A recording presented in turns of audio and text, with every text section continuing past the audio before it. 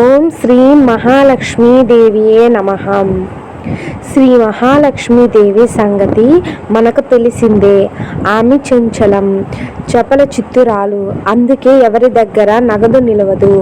ఈరోజు మీ దగ్గర ఉన్న నోటు రేపు ఇంకొకరి దగ్గర, మర్నాడు మరొకరి దగ్గర చేరుతూ ఉంటుంది. అయితే డబ్బు ఇలా రావటం పోవటం సహజమే, కానీ వీలైనంత వరకు డబ్బును చేతితో నిలుపుకోవడానికి మనం ప్రయత్నిస్తుండాలి. అంటే లక్ష్మీదేవికి స్థిరత్వాన్ని తేగల ప్రయత్నం చేయాలన్నమాట. దీనికోసం మనం స్థిరలక్ష్మి సాధన చేయాల్సి ఉంటుంది. అలాగే ఈరోజు మీ పట్ల కటాక్ష వీక్షణాలు ప్రదర్శిస్తున్న లక్ష్మీదేవి రేపు కూడా అలాగే ఉండి తీరాలని ఆకాంక్షించడంలో తప్పు లేదు కదా. అంటే నేటి ఆర్థిక స్థితి బట్టి ఎప్పటి స్థిరంగా ఉండాలంటే దానికి కూడా చేయాలి స్థిరలక్ష్మి సాధన. ఎందుకు చేయాలి అన్న విషయాలు చూద్దాం.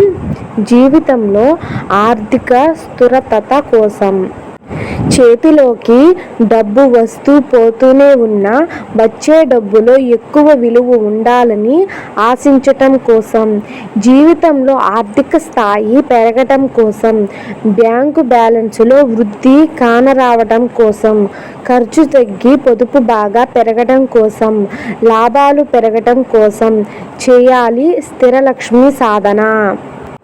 ఎలా చేయాలి అనే విషయాలు చూద్దాం.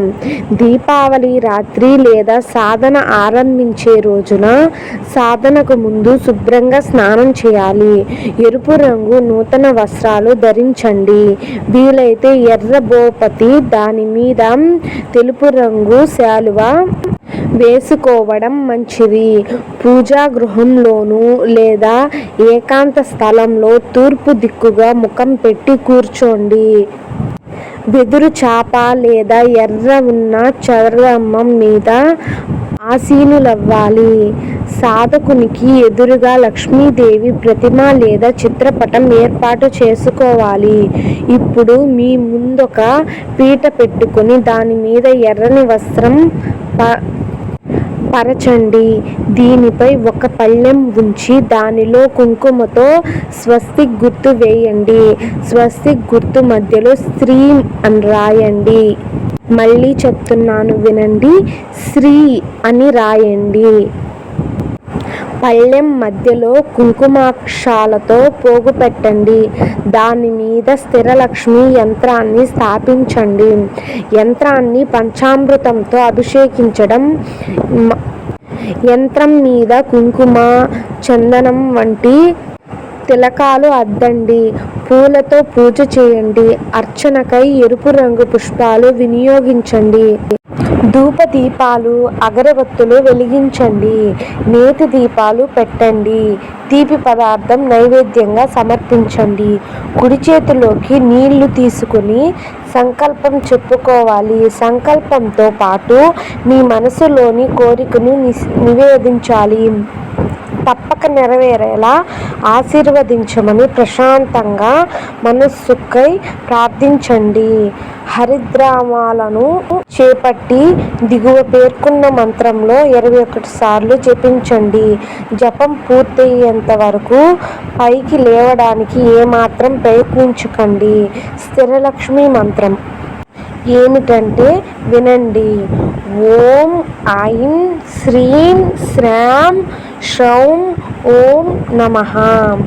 మళ్ళీ చెప్తున్నాను, ఓం ఐం శ్రీం శ్రాం శ్రౌం ఓం నమః.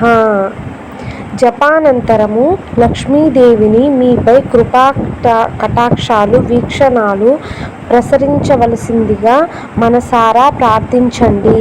ప్రసాదాన్ని పంచండి. మీరు తీసుకోండి. తర్వాత పూజ సామాగ్రిని ఎర్రటి వస్త్రంలో కట్టి నది, జలాశయం, చెరువు, బావి వంటి వాటిల్లో విసర్జింపచేయండి. డబ్బు ఇలా రావటం పోవడం సహజమే, కానీ వీలైనంత వరకు డబ్బును చేతిలో నిలుపుకోవడానికి మనం ప్రయత్నిస్తుండాలి. ఓం ఐం శ్రీం శ్రేం శ్రౌం ఓం నమః అనే మంత్రాన్ని జపించండి. శుభం.